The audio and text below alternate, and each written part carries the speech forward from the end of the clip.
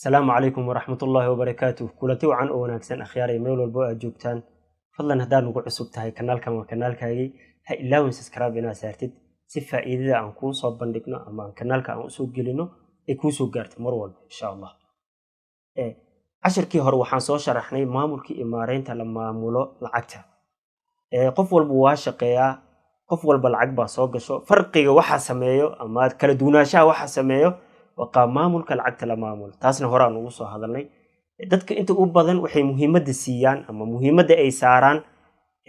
way aan faqiir u ahay way lacagteeda intaan u soo hartay soo harista lacagtaas ay soo hartay ama faqriga aad soo hartay waa natiijo qawaacid ade aad qaadatay ama rules ade aad martay natiijadii ka soo dhalatay weeyaan lama naclado natiijada soo baxda hadaadan u fikirin wixii hore aad u soo sameyn lahayd ama aad maxaa la yiraahdaa xilliga muhiimka ahayd aadan ka fikirin waxaad sameyn lahayd marka taas baa waxa inta badan aan sharaxno maamulkii imaareynta marka laga hadlayo macallimiinta sharaxda waxa ugu miisaal wanaagsan ugu qurux badan Tom Ferry nin la yiraahdo Tom Ferry wuxuu u qaybiyay dadka dunida ku nool saddex qaybood ayuu u qaybiyay dhanka lacagta weeyaan barnaamijyo kale tama dhanka lacagta oo kaliya wuxuu u qaybiyay saddex qaybood qayb wuxuu yiri 80% weeyaan dadka dunida ku nool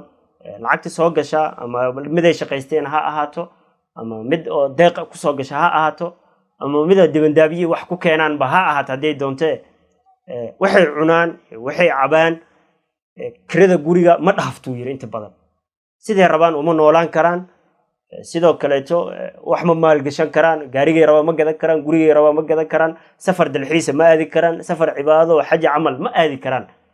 lacagtooda inta badan 80% ka wuxuu ku jaan go'an yahay nolol maalmeedkooda bishaas sidoo kale wuxuu yiri faqiiriin weeyaan dadka dunida inta ugu badan faqiiriin maadaama ay yihiin qawaacidan ayay marayaan u yiri sidoo kale 15% ayaa jirtu yiri hantiilayaal weeyaan ay yiri kuwii hore way dhaamaan safarkay u baahdaan dalxiis way aadayaan gurigay rabaan ay gadanayaan gaarigay rabaan waxay doonaan nolosha ay niyadooda ku soo dhacdo way sameeyaan kaliya meesha kaliya ayaga kuwa shanta dambe ay iska ay ku kala duwan yihiin waxa weeyaan ayuu yiri xoolahooda ninka xoolaha sameeyay markuu geeriyoodo wixii ka dambeeyay way burburaan ayuu yiri meel dheer ma gaaraan hebel aaw aabisa taajir ahaan jiray xoolaha markii la kala dhaxlay way sii wadi waayeen xoolaha burbur buu aadaa 5% weeyaan ayuu yiri dadka dunida ay ka yihiin waxa soo hartay 5% dad dunida ka ah dadkan wuxuu yiri labadii hore way ka fiican yihiin wax walba niyadooda ku soo dhacay sameeyaan wax walba oo maalgelin way sameeyaan awoodoodu way leeyihiin qofka xoolaha sameeyay waa taajiriin kuwan qofka xoolaha sameeyay haduu geeriyoodo xoolo la iska dhaxlay ayuu noqonaa waxaad maqlaysaa hebel aabihiis buu ka soo dhaxlay xoolahan hebel awowgiis buu ka soo dhaxlay dhaxal maxaa la yiraahdaa hanti la kala dhaxlaayo jiilal tiro badan ayuu noqonayaa 5% weeyaan ayuu yiri 80% ka kuma sharaxay ayuu yiri faqiiriinta ah maxaa yeelay qaabka ay u nool yihiin ama qawaacida ay mareen waa la yaqaan ayuu yiri 5% taana maskaxda inta badan ma qabato yiri in la dabaqo ama qawaaniintooda la fahmo ciyow maskaxda hadda ma xamili karto laakiin waxaan rabaa inaan ku sharxo yiri maskaxdaada waxay awood u leedahay oo ah 15% miisaal gaaban ayuu bixiyay si uu noogu sharxo 15% kan qaabkay u nooliyeen ama qaabkay u maareeyaan lacagtooda su'aal ayuu dadku weydiiyay wuxuu yiri kaba soo qaad hadii maxaa la yiraahdaa lacag ay ku soo dhacdo ama EVC ama M-Pesa lacag ay ku soo dhacdo lacagta $1 ay tahay kunka meeqaad ka leedahay yiri waa su'aal iska dabiici ah waxa macquul ah qofku inuu yiraahdo lacagtoo idil anaa iska leh qofka inuu yiraahdo 50% aan ka leeyahay jawaabta aad bixinaysaa waxay sal u tahay ama qaacide ay u tahay maamulka imaareynta lacagta la maamulo saadarteed wuxuu yiri 5% kan oo aan rabo inaan ku sharxo markay $1 u soo dhacdo waxay leeyihiin lacagtan anigu waxaan ka leeyahay shakhsiyan $330 ayaan ka leeyahay ayuu yiri ayay dhahan inta badan marka su'aasha waxay ka taagan tahay hadana lacagta inteeda kale xagee aaday $640 xagee aaday $640 kun baa ii soo dhacday $330 hadaan ka leeyahay $640 kale ii soo dhacday yaa iska leh su'aal yiraahdaa timid wuxuu yiri boqolkiiba 15 kan lacagta markay u soo dhacdo $1000 saddex ayay u qaybiyaan qayb waxay yiraahdaan $330 waxay yiraahdaan waxyaabaha laazimka ah nolol maalmeedka guriga ah ee bishaas inaan sii shaqeeyo muhiim u ah ayaan ku bixinayaa $330 $330 kaleetana waxaan ku bixinayaa khaanad ayaan gelinayaa sidoo kaleeto khaanadaana waa khaanad maalgashi si aan mustaqbalka dambe waxaan u maalgashado darteeda khaanadan waxaan u gelinayaa $330 khaanad saddexaad ayaa jirto sidoo kaleeto shakhsiyan ah $330 khaanada shakhsiga ah iyo khaanada maalgashiga ah waan u soo laaban doonaa marka ugu horeysa khaanadan $330 uu ku rido waxyaabaha laazimka guriga aan u imaano marka uu ku riday $330 bisha waxa macquul ah uu yiri inay ku baxdo qofkaas $800 $800 ama $120 ilaa $130 ayuu gaarsiiyay marka ay ku baxdo qofka noloshiisa ama gaari ahaato ama kirada korontada ha ahaato biyaha ha ahaato ama maxaa la yiraahdaa anything on raashinka ha ahaato waxyaabahaas oo idil waxa ku baxayo $130 ayuu ku jaangooyay ama $150 ba dhah wixii ka soo haraa khaanadaas ay ku harayaan $200 bil walba wixii soo gala ku markay soo gasho saddexdaan qaybood ayuu u qaybina qaybta shakhsiyan lacag kaga ma soo laabato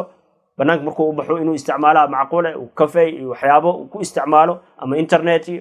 ama macquul ah laakiin halka mar walba bil walba waxa ku soo hari doona ayuu yiri $200 markuu $130 shakhsiyan uu ku isticmaalo maxaa la yiraahdaa waxyaabaha laazimka uu ku isticmaalo $200 markuu lagu dhufto 12 bilood $2400 lacag ku dhawaad ah ayaa khaanadiisa ku jirta waxa macquul ah waxa muhiim u yiri lacagta ugu badan 130ka waxyaabaha ka yusgareeyay ka isticmaalay inuu 2400 haday daboolaysa isaga daboolo si bishi dambeeto lacagta soo dhacdo $330 lacag badan 200 lacag ka badan ee meesha ugu soo hartadan 2400 ba ku soo hartay sanadka koowaad sidoo kale waxa jirto ayuu yiri khaanad labaad oo ah khaanada maalgashiga bil walba waxa ku soo dhacaysa $330 aan waxba laga isticmaalay $330 marka lagu dhufto 12 bilood ee sanadka ah waxa ku soo aaday waxa ku jirta khaanada ku dhawaad $3960 ku dhawaad marka isku dartidna wuxuu ku qiyaasay lacag ku dhow ilaa $6400 $6300 lacag ku dhawaad ah ayay soo aadaysaa labada khaanadan waxa ku soo haray ee khaanadan waxa ku jiro maadaama lacagta shakhsiga ah waxba ka soo haraynin oo aad use gareynaysid labada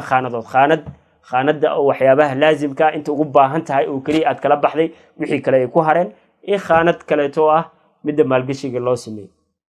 marka lacagta ay ku soo harto 6000 sanadka koowaad ee gacantaada ku soo dhacdo 6000 lacag ku dhawaad ah 6500 aad meel gelisid sanadka labaad bishii koowaad lacag ku soo dhacaysa intee la egtahay ayuu yiri sanadka koowaad lacagta ku soo dhacaysa hadaba asaga noo sharax wuxuu yiri $1000 awal aad shaqaysan jirtay oo meel ah ee lacagta hadda aad maal gelisay oo meel ah kaba soo qaad wuxuu yiri tiriibkan waxa ku soo dhacday meesha aad maal gelisay darteeda $500 ayaa ku soo dhacday kuna awal ba shaqadaadii ay ahayd marka la isku geeyno $1500 weeyaan $1500 haddana wuxuu yiri isla sanadkii hore qaabkaad u qaybisay si lamid u qaybi saddexda u wada qaybi si simanna u wada qaybi noloshaada gaarka ah hatta waxa iska bedelay noloshaada gaarka ah percentage marka hore 330 ku soo aadayay tripkan lacag ka badan ku soo aadayso ku dhawaad waxa ku soo aadayo lacag 400 ah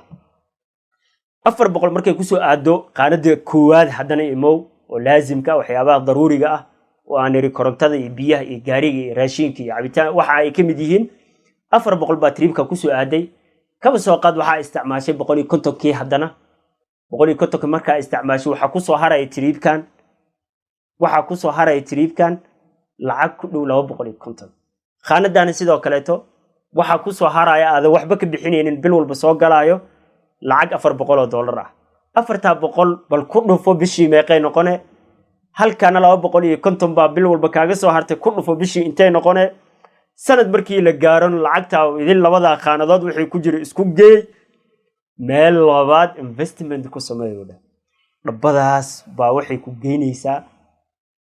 taajir inaad noqotid ma aha mar walba inaan fadhiisano u fikirno nasiib baa hebel saaciday nasiibka dadkan maxaa la yiraahdaa caawiyey